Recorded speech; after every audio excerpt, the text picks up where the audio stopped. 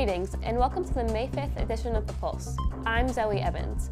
This week on The Pulse, we highlight an MHS teacher who has a new role in one of the town's biggest traditions, the Manchester Road Race, and discover the upcoming student talent previewed in the Illing musical, Honk. We will have these stories and more on this episode of The Pulse.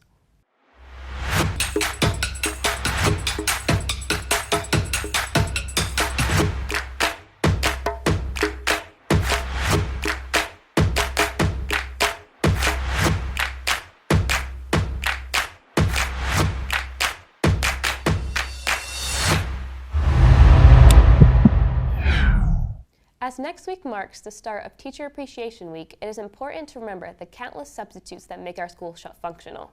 Summer Therapy talks with a father and son duo, Mr. Kemp and his son. The two substitutes are always willing to help, whether it's in the classroom or in nonprofit organizations. Hello MHS, I'm Summer Therapy and I'm here with Mr. David and Greg Kemp to interview them a little bit about their experience here at MHS. They are father and son who also happen to be MHS substitute favorites. All right, so Mr. Kemp Sr., can you tell us a little bit about what it entails to be a Red Cross volunteer or case worker as you used to be? Well, I've been a case worker and a logistics manager over time.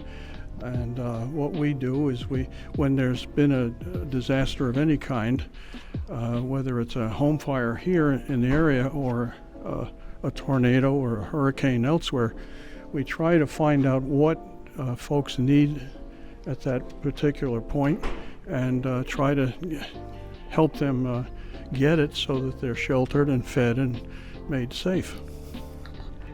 All right, and what did you kind of find appealing about MHS and why did you start working here? Well, so yes, my father was here for a long time, and I came back to New England after having grown up here.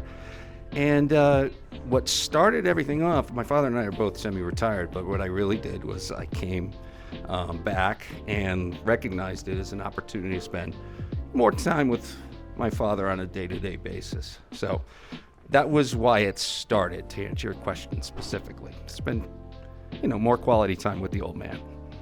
All right, thank you for tuning in, MHS. To get to know a little bit more about our favorite substitute teachers. From The Pulse, this has been Summer Therapy reporting. Thank you to both Mr. Kemps for all the work you have done. Speaking of the hard work and willingness to step into a role, the members of Illing Middle School have been able to showcase these qualities last week during their performance of Honk. Jeremy DeLaura heads down to the Bailey Auditorium to see how a former MHS alum has been able to bring back the annual musical.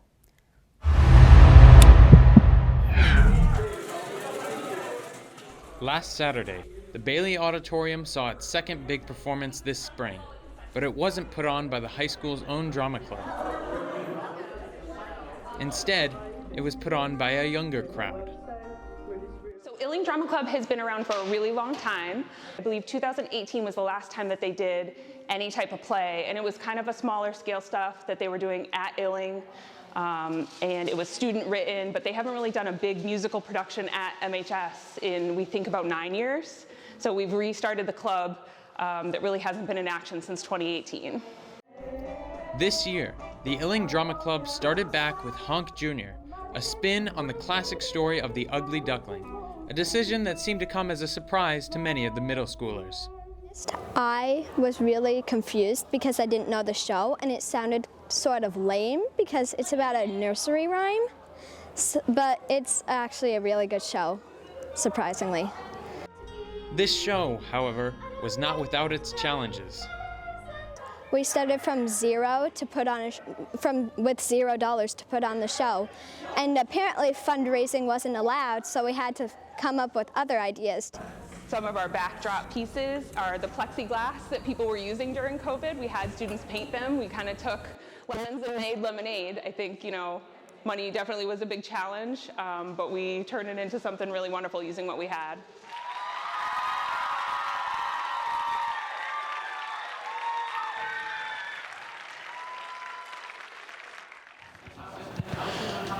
Right here in the Bailey Auditorium, Illing's Drama Club is getting ready to put on their last showing of Honk Jr. I wish them the best of luck tonight and in the Drama Club's future endeavors. From the Pulse, this has been Jeremy Zalora reporting. Congratulations to all the participants of Honk, and we all hope you consider the MHS Drama Club in the future. After the musical, you may have been looking for a bite to eat. Look no further than the Liv and Maddie duo, here to test some tasty small businesses' favorites right here on Main Street, Manchester. Hey guys, I'm Liv. And I'm Maddie, and today we're going to go down Main Street and check out some local businesses and try their best food item. Let's go.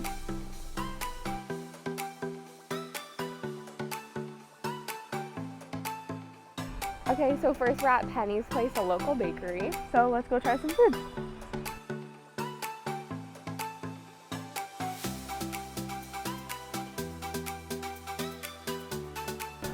Can I get your most popular food item, please?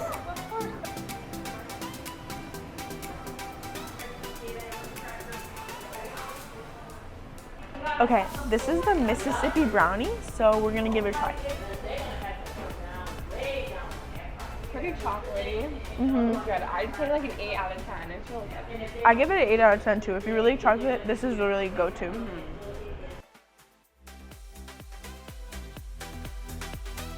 If you're craving some pizza, Mulberry Street Pizza is definitely a place to try.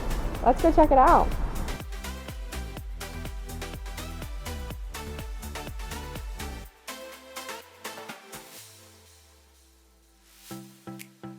That's some really good pizza. I rated it a 10 out of 10. Let's go to the next place. Okay, now we're at Center Scoop to get something sweet after that pizza. What do you think, Liv? I think we should do that. Let's go. Let's go.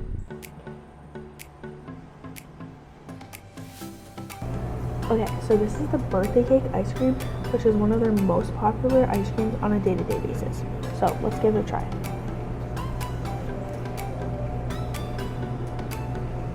Pretty good. I give it like a 7 out of 10. Like an 8 out of 10. All that food was really good. I think so too. What was your favorite part? I really liked the pizza. How about you? The brownie was my favorite. That one was really good too. If you're looking for spots on Main Street to come and try, these are some great places. Check out these favorite food items at these local spots. Liv and Maddie out. Next time you're looking for a unique treat, head down to Main Street to try out these Manchester favorites. Main Street is home to many small businesses and traditions. The biggest tradition of the year, the Manchester Road Race. And next Thanksgiving, MHS teacher Mr. Redmond has been named the new road race director. I was fortunate enough to take a walk with him and get a sense of his new role that he will play. 5 seconds. The Manchester Road Race, an event that's been going on for over 90 years here in Manchester, now has a new director who you may recognize. Mr. Redmond has been working with a road race for years and is now the man in charge today, and I'm going to take a walk with him to discuss this new change. So what made you decide to start working with the Manchester Road Race?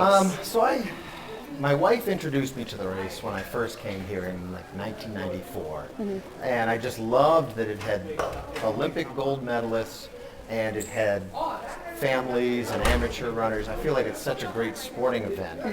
What were your emotions when you found out you're going to be the road race director? It's exciting, very intimidating.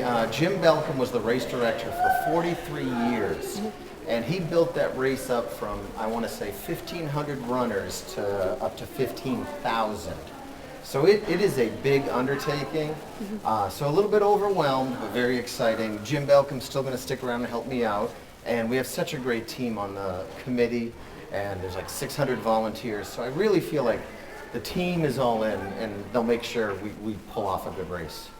Does past road races help you see the future for the road race? Well, the good thing about it is being the assistant director for 12 years, I get to see various aspects of the race. And by being the assistant, I was able to focus on a different aspect each year, see the bigger picture, and work into it. What do you see happening for the future of the road race? Well, our goal is we're still kind of getting back on our feet, no pun intended, but with COVID, how we had to not have the race. We had good numbers last year. So we want to grow back to where we've been and just continue providing the best day in Manchester. Thank you to Mr. Redmond for giving me an insight for something that's been happening in our town for over 90 years. Next time you're in town during Thanksgiving, make sure to head on down to the road race. And from the Pulse, this has been Zoe Evans reporting. Congratulations to Mr. Redmond, and we're excited to see the impact he has on runners coming to Manchester from all over the country. Manchester is such a diverse community with opportunities to gain insight into different cultures everywhere you go. Paige Aiken heads down to the Hillyard Mills to check out the variety of options from American breakfast restaurants to Jamaican patty shops all in one spot. A local place here in the town of Manchester, the Hillyard Mills now holds so many amazing small businesses. Landlord Peter Bonanzi goes a little deeper and tells us more we should know about these mills. The earliest date that we have for the site is 1672, making it 351 years old. The King of England granted land to the Secretary of the Colony of Connecticut, John Allen, and he had a sawmill here. And then roughly 100 years later, Aaron Buckland started a woolen mill. You might know Aaron Buckland from Buckland Hills, Buckland Street. It was basically started because of this site. All of the businesses being locally owned and having their individual workspaces, these owners still make an amazing community within their buildings. Owner of Amazing Aki, a new Jamaican food business, gives us her look on working in these mills. So I started in 2018, started from a blog, and people kept asking me if I had a food truck or a restaurant, and so I was like, let's do a little experiment. I started with one patty, the Amazing Aki patty, at the Strawberry Festival in Windsor, and it just kind of blew up from there. So since 2018, just been growing the business and adding more items to the menu. A lot of my farmers market family is here. It's fascinating to see like how small of a world it is.